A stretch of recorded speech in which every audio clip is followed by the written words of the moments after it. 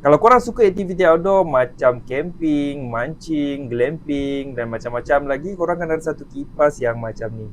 Kipas ni bukan biasa-biasa. Ini kipas Softlight 8-inch lithium battery mini fan, yang mana memang dicipta untuk aktiviti outdoor. Daripada segi design dia memang compact dan padat.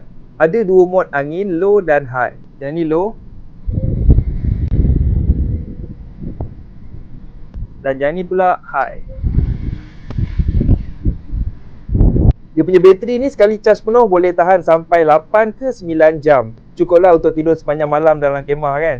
Dia punya tempur ni pun korang boleh laras sehingga 60 darjah. Jadi senanglah korang nak tala kat mana-mana dekat campsite tu. Paling best dia guna soket bateri macam tools Makita. Jadi kalau korang ada extra bateri soket yang sama, korang boleh spare jugalah sebagai bateri spare untuk kipas ni. Kipas ni memang sesuai untuk camping, mancing ataupun repair kereta tepi jalan. Even kalau korang buka gerai untuk meniaga pun, korang boleh guna juga kipas macam ni.